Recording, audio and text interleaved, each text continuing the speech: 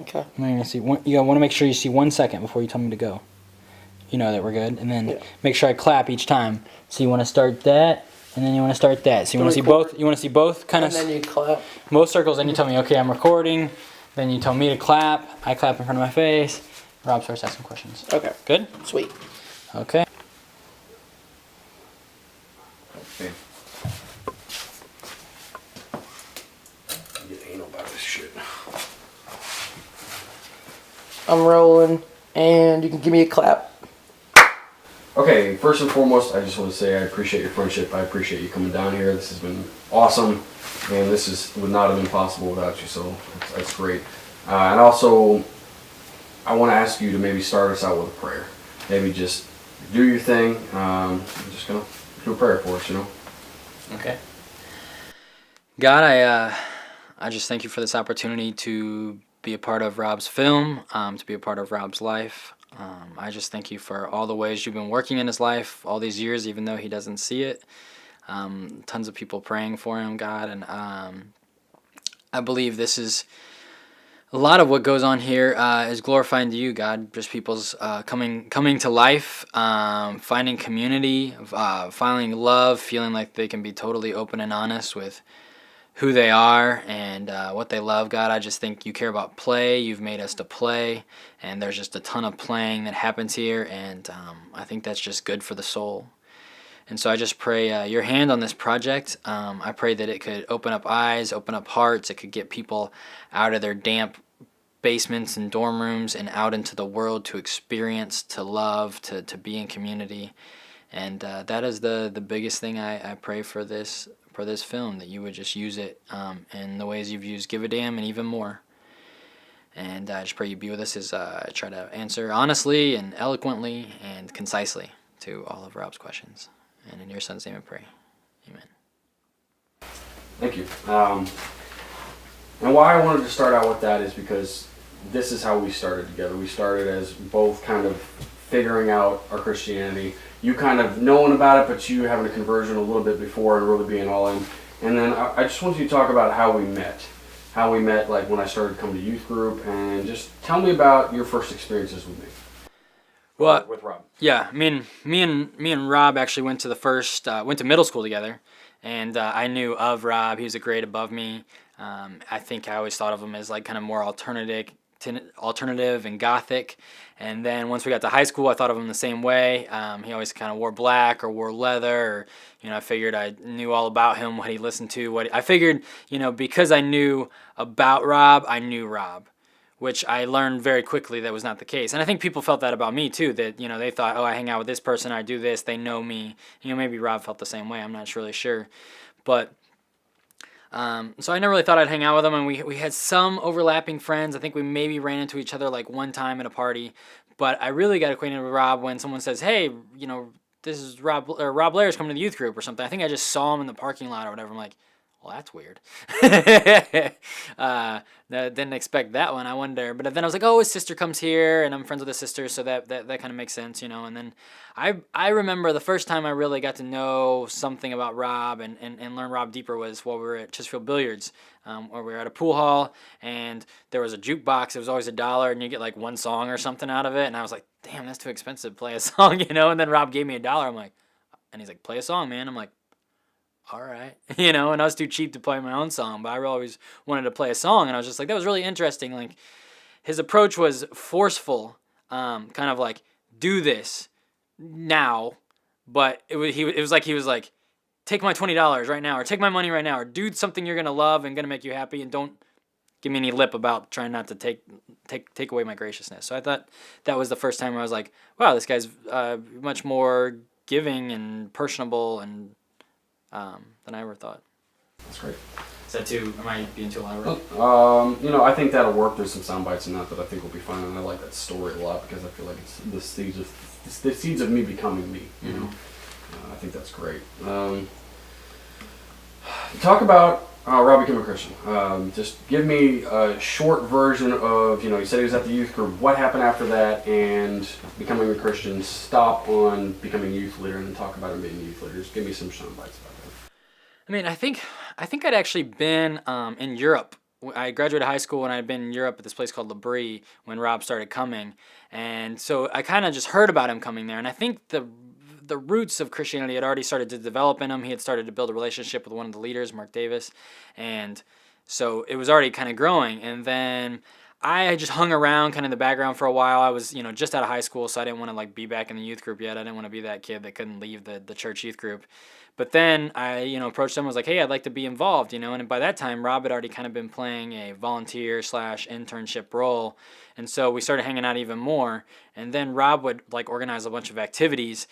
He would take the kids caving. He would take us paintballing, and I remember going paintballing when he was a leader. I remember playing Xbox. I never really got into video games past like, regular PlayStation, but Rob would bring in Xbox and that kind of thing and get kids playing Halo. And so we decided, hey, I don't know whose idea it was, but like, let's make a video for this Halo tournament. And that was the first video I ever made. I mean, I'd shot things before, but I never like shot something and edited it. And I think we, I don't even know if I did it on a computer. I think we in-camera edited it. It was like before the days where I knew how to edit, so we just would shoot something, pause it, shoot the next shot, pause it, shoot the next, so you could just watch the tape and it would play the whole video. And that was really great, and people loved that video, and we just stayed up till probably 6 in the morning or something working on that with one of our other friends. And then the next night, we decided to make a sequel called Monkey Face McGee. Basically, it's not even worth explaining really, but Rob was basically a giant monkey alien from outer space, and he had got freed in the world, and I saw him at Blockbuster and took him back to my house, and we hung out, and he gnarled bananas and stuff like that. And we thought it was the funniest thing ever, but it was just so inside jokey that when we showed it to the youth group, basically everybody thought it was ridiculous, but we loved it, and we showed it actually to the pastors. Like, the pastors of the church showed up for work at like 9 in the morning. We're like, hey, we stayed up all night and made this video, and we showed it to them. And they just kind of looked at us like, oh, that's cool, guys, and went upstairs. And I was told later that they never really hired me to do videos for the whole church because they were like, because of that moment. It took a while for them to gain their trust. That's hilarious. Talk more about Rob as a youth leader, not specifics, but like. Okay, gotcha. Yeah. Like, no, that was great. I'm just redirecting you so I can get a good soundbite. Was Rob good at it? Like, why do you think he was good at it? Yeah, and I think Rob was definitely a natural youth leader and leader. I mean, the thing about youth leadership is a lot of people do a lot of talking to people, but what Rob did was, let's play hard. Let's go out and do stuff first, and then I'll have a conversation with you later. Then I'll ask you about, like, how you doing? How you doing with your family? How you doing with, like, reading your Bible? How you doing in your spiritual life? And I remember Rob sharing his testimony, and I remember a big thing was that Rob was coming out of a really hard breakup, and I think, he was in a really difficult spot, and I think the community of the church and the relationships he built there and the influence he was able to have really was what he needed, and I honestly didn't have a whole lot of experiences where we had like co-spiritual experiences. We did a lot of just playing together, a lot of hanging out with kids together, but not like, I didn't really know kind of where he was at until I realized he was starting to kind of question and doubt his faith. And then he kind of started to step back, kind of not come as much as a youth leader. He hung out with a few kids specifically. He spent a lot of time with a few guys camping and hiking and doing a lot of outdoorsy stuff and having an important relationship with them. But I think they all started to question their faith together. They became kind of this unit of doubters. And I had, struggled with doubting myself a lot. And so I really started to talk to Rob about his questions, about his doubts, and even had like a Bible study basically where we dealt with doubts. And Rob kind of attended not just as a leader, but also as someone who was interested in thinking through the doubts. Got it. That's great. Wonderful stuff. I want to touch a little bit more on that, but I want to keep moving. Give me a quick synopsis of, okay, so Rob is having a doubt. You set the stage for that. What happened? Tell me about him leaving the church and going down to college. Like, just a very quick soundbite for that. I never felt like Rob left the church. He didn't say, "Hey, I'm leaving the church," but he actually physically left the church because he went off to college. But I think at that point the doubts had really been. Put this in the other room, please. And watch your clips on there too. Once it gets to 12 or 10, let us know. Because we're gonna have to. Sorry, did you hear me? Mm-hmm. Okay. All right. Good.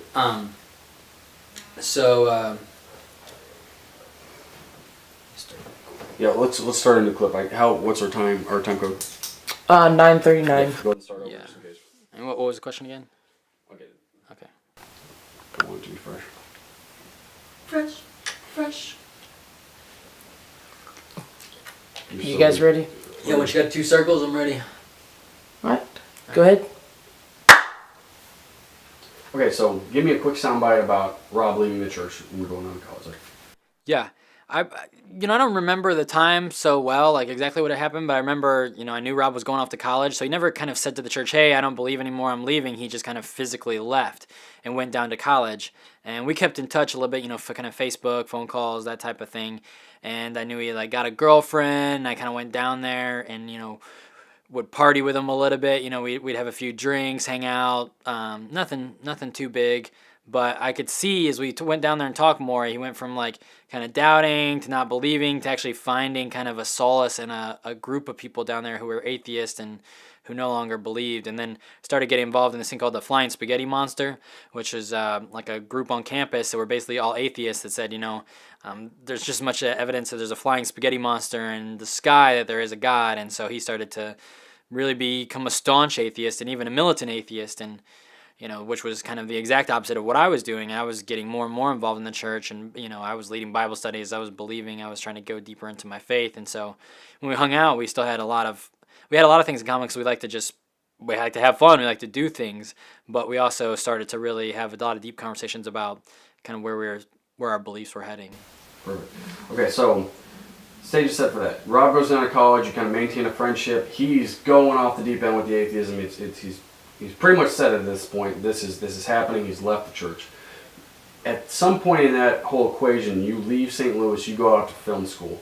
You're in California, you're leaving all your friends. I want you to talk about how scary that was. Like, were you afraid to make that move and go to California? Okay, before I go into that, I actually want to say something. Like, I think a lot of people ask me, like, so why did Rob become an atheist? Like, what happened became an atheist? And I think my answer is always that I think the big thing that happened was his parents got divorced around that time. I think it was a very intense thing. You're 20 years old or whatever, and your parents are getting divorced. It's a pretty dramatic thing, and it wasn't. Divorces are never really that clean, so it was a difficult one. And his mom had stopped coming to the church. His sister had stopped coming to the church. I think there was issues with the church. I think Rob was hurt by one church leader specifically, had a moment of rage in response to just a small prank Rob had done, and just saw someone who had their own issues. It was supposed to be a leader in the church, supposed to be someone who loved them and cared about them, was their friend, and really hurt him. And I remember, seeing this instance, and just everybody was freaked out because this guy was just on top of Rob like he was going to kill him. And I followed Rob. I'm like, Rob, you all right? And it was the first time I remember seeing Rob crying or with tears in his eyes, and he just said, I thought he was my friend.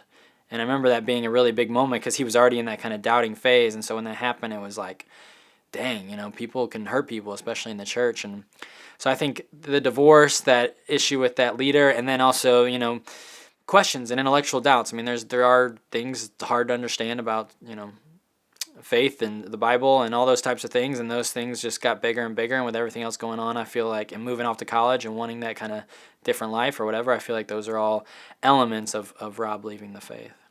Wonderful. That was all good stuff. Let's go back into my previous question. Okay, yeah, I think I remember it. No, that was important to get in, and that's why I have you here, because you're filling in the gaps of the story. You know it. You know my side of it sometimes better than I know it, because it's my memory is different than yours. Okay, so you go out to college in film school. You're all in. You've kind of been doing community college.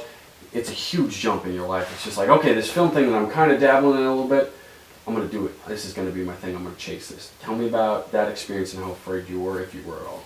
Yeah, I mean, this is probably irrelevant for the story, but I remember I dated a couple girls. I'm like, man, if this don't work out with these girls, I'm moving to California, and it didn't. And I remember it was kind of what I needed. I thought I was going to maybe get married to a couple different girls or whatever, but I didn't even, really know. But when some things didn't work out, I started making other plans. I started saying, I want to make movies.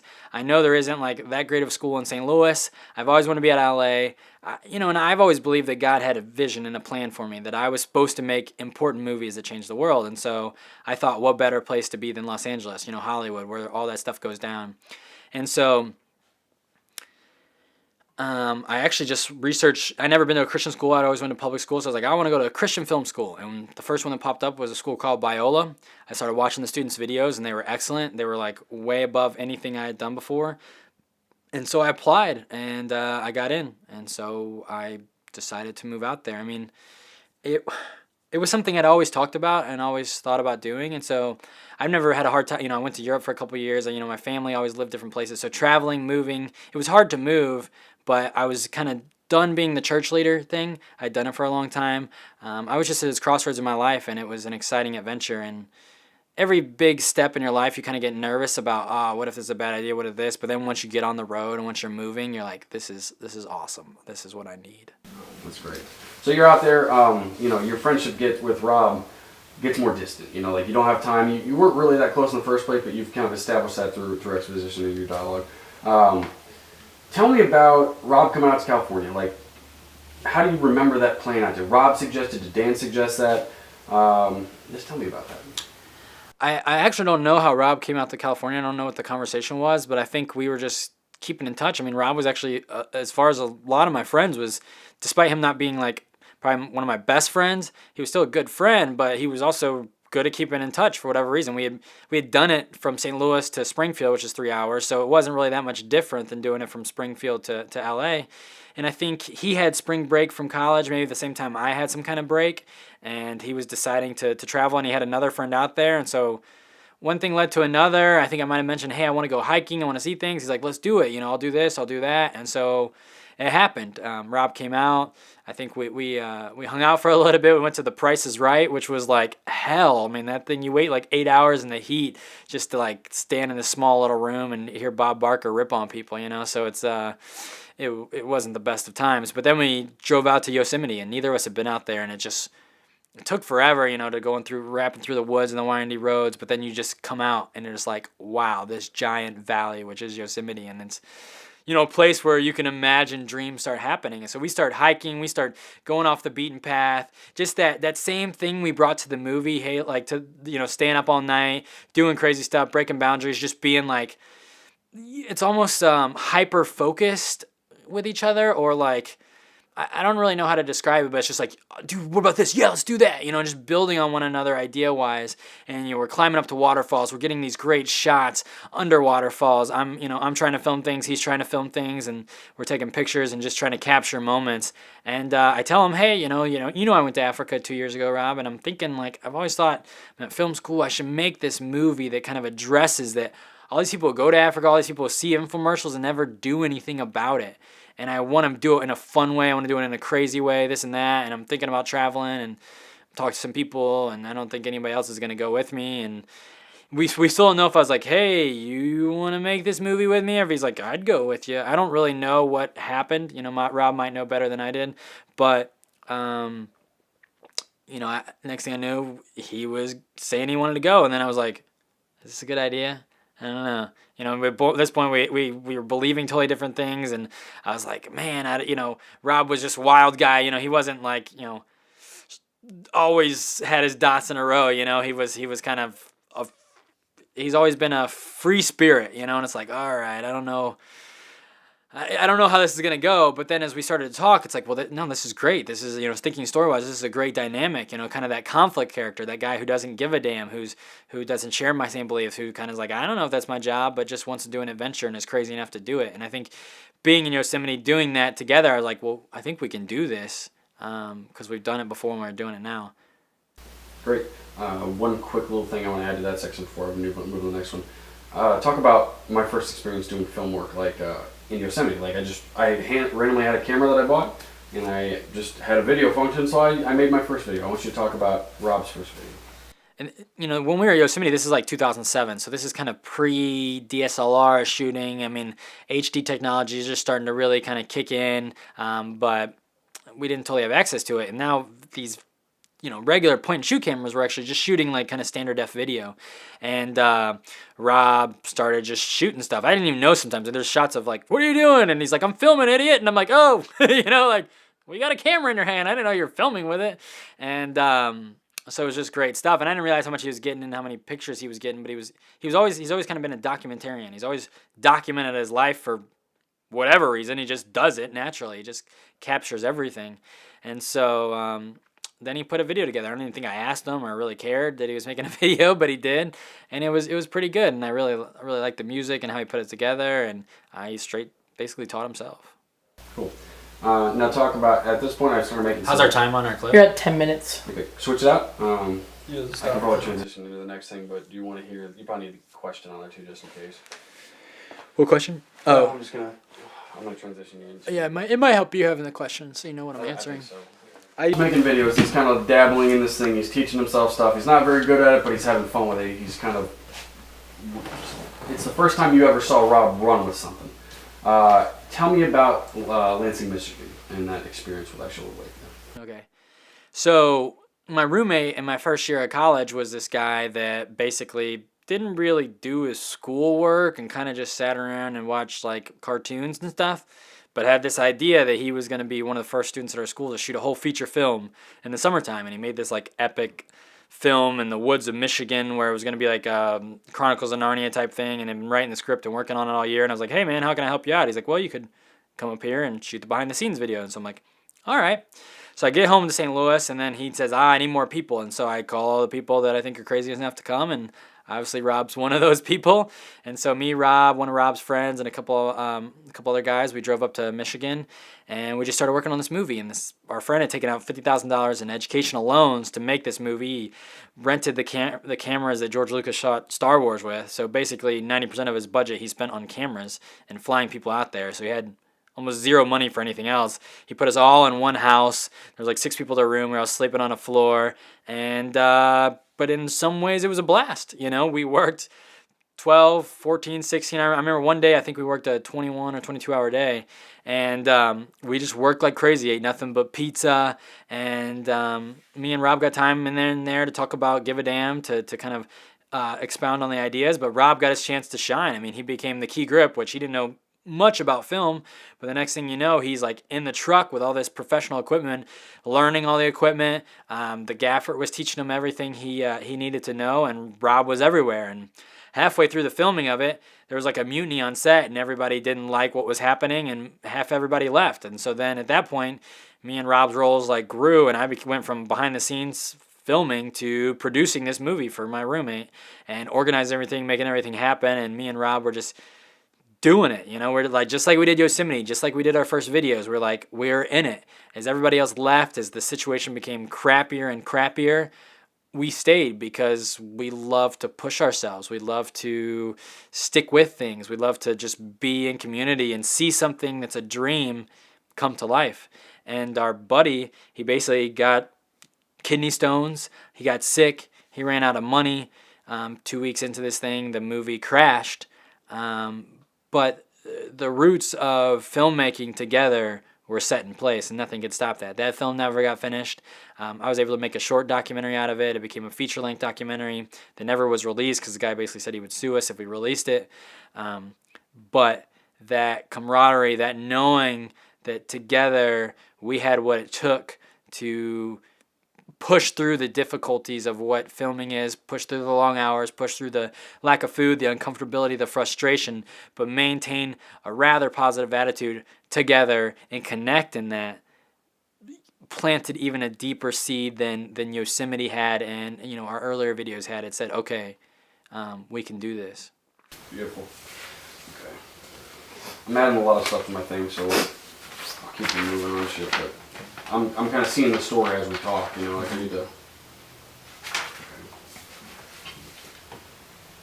Okay, this is pretty important, and I'm touching on this with Ryan too. This is, you've just established that Rob is really a hard worker when it's right in front of him. He does stuff like that. I want you to talk about my work ethic with Give a Damn, your frustrations with me, and how you've learned how to use that, how you've learned how to motivate me, and what works, what doesn't. You know, so just talk. You can start anywhere you want. So, I graduated film school, and then I headed back to St. Louis because I was like, that's where I'm going to be able to raise money for this Give a Damn movie. Rob was going to move out of Springfield and move up to St. Louis. We were going to get an office. This thing was going to grow. This thing was going to be this giant, you know, non-profit film production hybrid vision. If anybody's familiar with Invisible Children, I imagine it being like the next Invisible Children, something even more funny, creative. Basically, my dream that we were making the biggest movie of all time about the most important issue of all time, and it was going to change the world. And that was my vision. So things started rolling. In the first few weeks, we were gung-ho. We were filming things. We were growing step by step. Our Facebook page was growing. Our all of our social media, we were getting out and shooting videos. We were putting those videos on the internet. People were growing. We were doing fundraisers. We were raising money. We were getting cameras. We were getting equipment. We were getting space. We were doing this. We were a small business that was just ripe to grow. And the financial crisis hit. People are like, you're making a movie? Okay, I guess I'll give you a little bit of money, but the money didn't come anywhere near what we planned. We hoped to raise like $120,000 to shoot this movie. I mean, within a couple months was our goal. And we're going to like start shooting the film. But we maybe raised $8,000, $10,000 if we were lucky. And Rob started to run out of money. Hours started to get late. We started showing up late. We started leaving early. David was, we were having a hard time figuring out David's role. We started having to have business conversations that were like, well, I wanted more out of you, so I'm thinking I'm going to take more of the percentage of this business or this is how I'm thinking. That throws Rob off. I was like, well, I thought this was 50-50. And I'm like, well, you're not doing 50-50. You're not being the partner that I needed, and I'm not comfortable with that. And that led to frustrations. And, we stuck it out for a little while, and then, Rob would maybe take, some time off or go hunting or this kind of thing. And there'd be more and more days where I'm just like working by myself or trying to figure out what is our next plans. And we always kind of had the new idea. Okay, here's what's going to solve it. We're gonna leave in November. We're going to leave in January. We're going to leave here. We're going to leave there.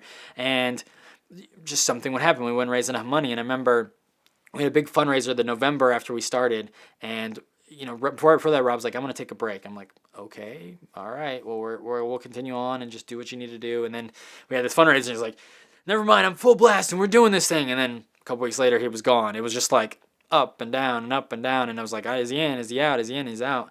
And we just kept on going and just saying, we're going to make this movie. And, I guess if we get the money, he'll come back in. And it was probably from early December to April where we didn't really know if he was going to be involved in the film. And we were just keep chugging along. And I would try to talk to him, or, like one time I got this like hopeful text messages that I hopped on. I was at Sundance and he's like, hey man, watch the update video. Things are really great, and showed that we had raised more money and we were still pushing along, and he was just kind of in the background. And to me at the time I was like, oh, this is great for the story. It's conflict. He's backing out and this and that.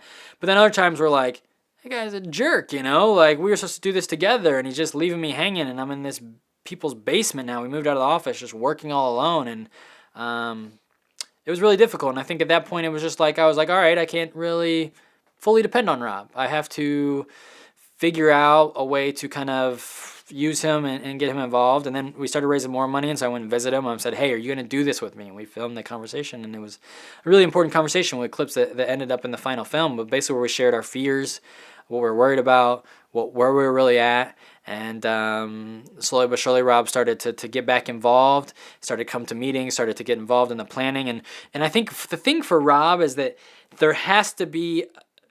he has to visually see the results. And sometimes with things, you don't visually see results for a little while. And I think that's really hard for him to make it through that. But I know if Rob has a tangible goal and he can see the end product, he can see a little bit of results each day. If he can make a 3-minute video, if he can and have that finished, if he can build something, in the Thunderdome, if something can be tangible and he can say, okay, at the end of the day, I did that and I can see the worth, he's able to do that. But the kind of intangible results, the things that you can't just touch, are harder for him to motivate. So once the movie was actually running, once we had to buy things, once we had to plan things, once we had to have things on paper, he was there. And it seemed like he was in for the long haul. And then in a lot of ways, we became the day-to-day of the trip. We left July 6th of 2009 to go on the Give a Damn trip. He became the day-to-day kind of, here's what we need to do, here's what we need to pack, here we need to do food, because he was good at those tangible things. He was good at kind of taking charge. And I took over the bigger vision of how do we make a good movie, and he took over how do we survive and make it day-to-day. Perfect. Okay, now, that's great. I want to hear, now that we've been friends for the past 6 years, we've been through ups and downs, There's been times when I've let you down for 6 months at a time, where you give me a relatively not simple task, but a task to accomplish. And sometimes I don't finish it. Sometimes it was just like, I can't do that. I can't. And the frustration from that, it's apparent. Knowing what you know about Rob, with how have you learned to motivate Rob? What works? Does anything work? But do you have a better understanding of what was happening in those times? Does it make more sense now?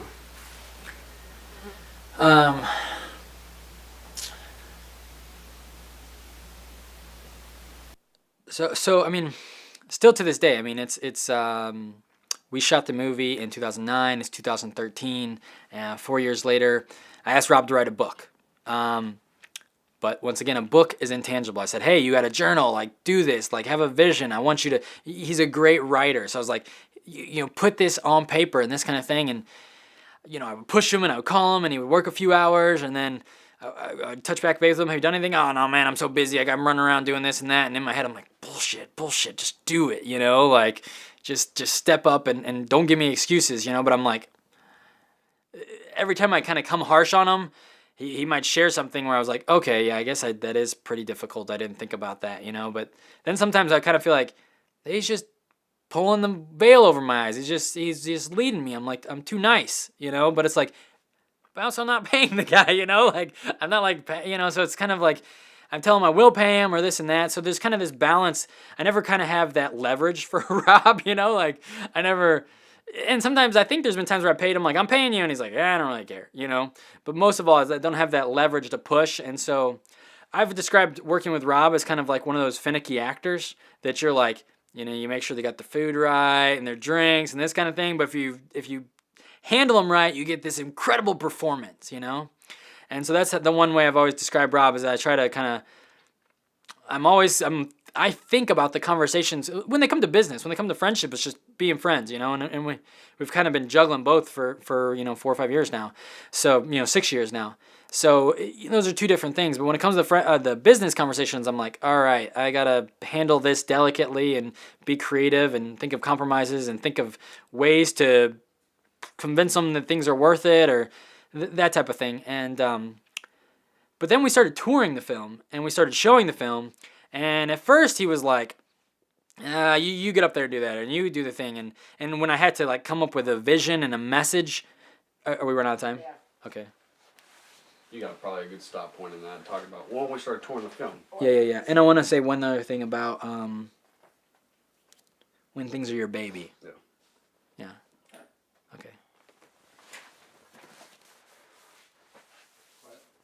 You're good to go. Good to go? So,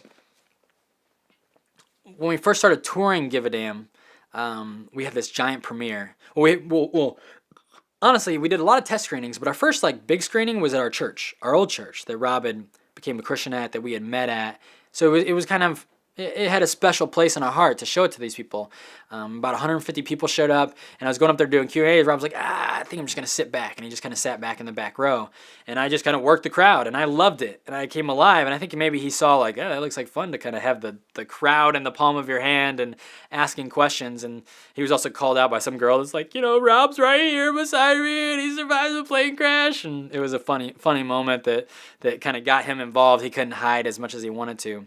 But then as we started doing more and more presentations and showing the film more and more, people were interested in Rob. They were interested in what he had to say. And I think when people are interested in what you have to say, it makes you want to talk. It makes you want to share. It makes you want to get up in front of people. And the organized things where he had to like plan out his talk and have a message, he just like hated that. But whenever he could just go up there and be natural, he shined. And I think we all shined.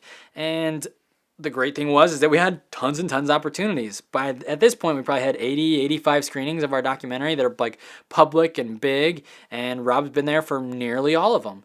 That he was possible, that were the bigger ones, and he's been there and he's provided something that neither David or I could provide. And it's been really beautiful to see him stick with the touring, stick with the film, stick with the support of it. And we've had so many beautiful moments where, wow, we almost died. We survived 6 years of this thing, and here we are together, seeing this thing that wasn't tangible, that we almost died doing, that we put our whole entire beings in, and see it done, and see people enjoy it, see people impacted by it, and you can't help but be changed when you go through something like that.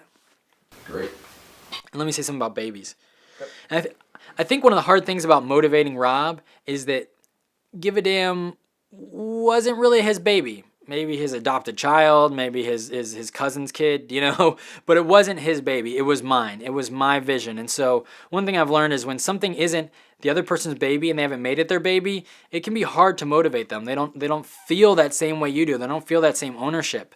And so with a lot of times with Give a Damn and other things I work on, it wasn't quite his baby, so he didn't quite have that motivation. But what I've seen with his houses, his painting, with Thunderdome, is these are his babies. These are his kids. And thus he's taken ownership, and thus he's put his all into those, and he's there probably learning what I did, that it's hard to motivate other people when it's not their baby to just come and, convince them to join along with you. But when it's yours, it doesn't matter what time of the day it is, you'll do what it takes to make what needs to happen for your baby happen. Okay, you've pretty much already covered a lot of stuff. We're like jumping around and marking stuff off my list, which is great. I'm just going to have to... Just let me know if I need to be more concise. Tighten it up a little bit, Okay. but it is a really good, and you're good at giving me stopping points, and I've seen Give a Damn, we can do quick edits and stuff, and so I can intertwine a conversation of you and me and talk about the same thing, and it can be a little jump cut, Okay. Now, maybe I'll take a pause before I answer so that I can think about how to concise it. Sure. So.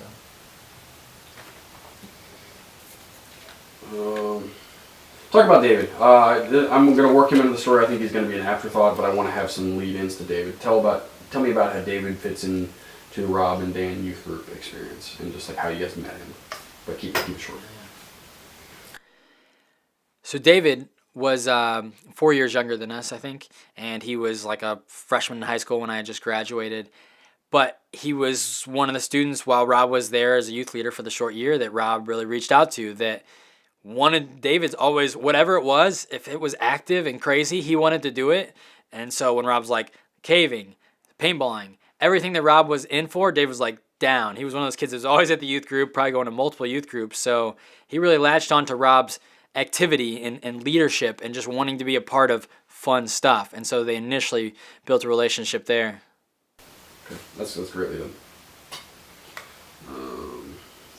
I want you to tell your favorite... Am I talking too fast? Am I like trying to rush things or anything? I think it's okay. You can slow it down a little bit if you're really trying to nail it, but I think it'll work. I want you to tell one or two stories that didn't get told in the Give a Damn filming, influential moments, just kind of fun stuff, because I want the people who've seen Give a Damn, if they see this, I want them to be like, oh, that's great, I didn't get to hear about that. So maybe just one or two stories that are pretty quick that happen on Give a Damn.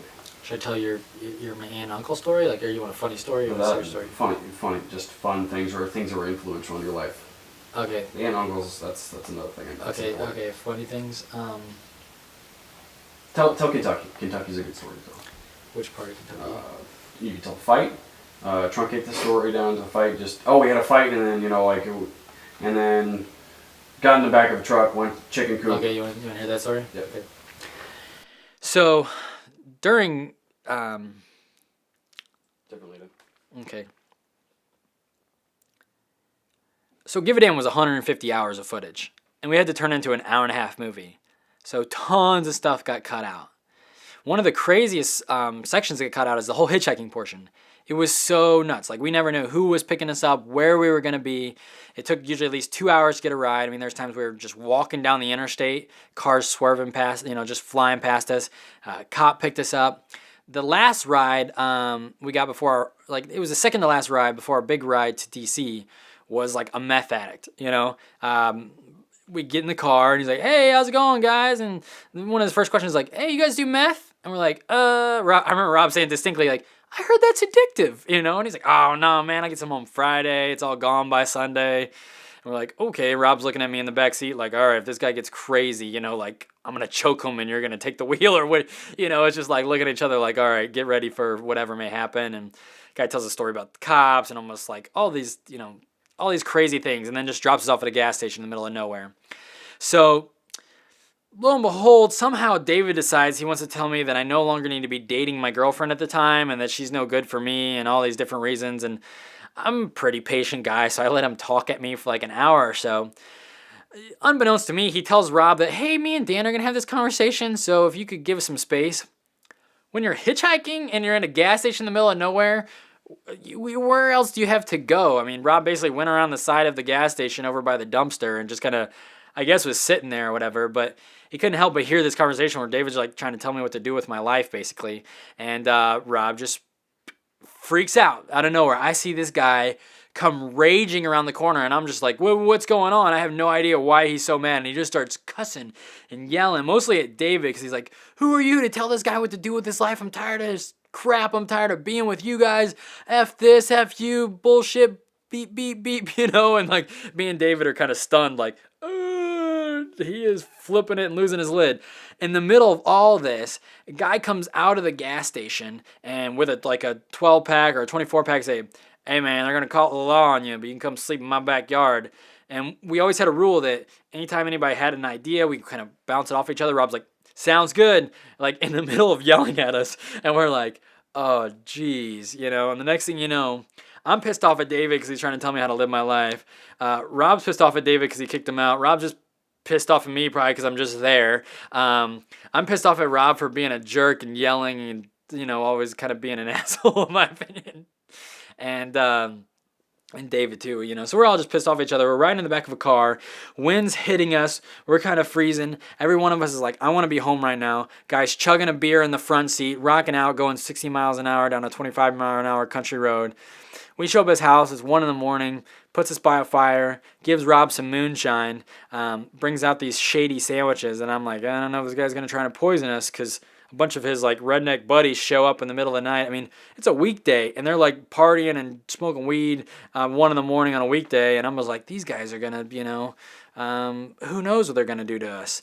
I can't sleep. I don't want to eat the sandwich. I get like 3 hours of sleep that night. And it was just quite a crazy affair. And maybe you can touch on the chickens and that kind of stuff. Perfect. I'm going to get one more. That was a great story, and I think that's the one I'm going to use, but I want to have some safety on it. What else was really good? How are we doing on clip? And we're at a stopping point. Okay, just stop it. We'll figure this out. We'll brainstorm. It's crazy how much I'm talking. I don't even realize I'm talking this much. 9:49. Great story. What else would be good and influential? There's snails, there's Venice, there's... We need something with punch to it, something that's good, something that's memorable. I like that story because it humanizes me too. It tells the anger, and it's this is anger. Bly talks about. There's you crying in Geneva. There's the storm in Dover. Thing. So it's fine if I'm more matter of fact about the garage. Yeah, no, you are what you are. Okay. Make it clap. So in 2005, I went to this place called Kibera. It's the second largest slum in Africa. About 1 million people live within 2.5 square miles. Most people are living on $1 a day. It was the place that really impacted me and say, people have to know about this. And thus once Rob got involved and give a damn and said, Rob needs to know about this. This changed my life. I want to know if this place, seeing this place and experiencing it will change Rob's life. So the second day we're in Africa, we go to the slum, we travel around the slum. Rob sees it, experiences it, and reflects on it, and really was kind of impressed by it in a weird way. Like, wow, they're making things work. Almost like Rob makes his house work, makes the Thunderdome work. It's like his own little slum of sorts, obviously nicer, but he makes it work. But the real so the next day we just wanted to get an overhead footage of the slum. We wanted to show how vast it was. We wanted to add some dynamic footage to the film. So we're getting in the plane. Rob's a little nervous about planes already, but kind of gets over that. We're in the air. He's loving it. He's filming. Both of us are just in the zone, and we're filming. We're not really worried about each other, worried about what's going on. And before we got in the plane, the pilot said he would do something like hover, I'm pretty sure is the word he used, just to smooth the plane out so we get a smooth shot. So after like the first or second kind of wrap around in the slum, the plane smooths out. I'm like, all right, finally my hands aren't shaking. I can shoot the shot. But after, a few seconds, I was like, wow, we're getting, really low or whatever. This is weird. I look up at the pilot. He's really calm. I look back at the ground, and I'm like, we're still getting lower. Look at him again. He's chill. I can almost like see people coming out of their little huts. And then I look forward, and the pilot like jerks up on the plane once, jerks up twice, and now I'm just focused. I'm just like in that, And then 2 power lines come into view. And I'm like, this is the end of my life. This is when I'm going to die. It was about 2 seconds before we hit. Once I saw them, all chaos broke loose, like a roller coaster going off the wall, banging against walls. Rob described it as like a bunch of football players just tackling him from each side. Most intense thing I've ever been through. I land upside down in a plane. I think I'm paralyzed. Say, hey, someone's going to come rescue me. I go unconscious. And then I don't know if Rob tapped me on the shoulder or was just yelling at me, but I wake up, I see Rob. I'm upside down, so I'm all disoriented, but I hear Rob, and I understand that he's no longer in the plane. And he's saying, you got to get out. You got to get out. The plane is on fire. The plane is on fire. I'm like, okay. In my mind, he got out. Maybe I can get out. I unhook my seatbelt, kind of hit the ground. Rob reaches for me. I grab his arm, and he pulls me out of the plane. And immediately, I just sense pain all over my body.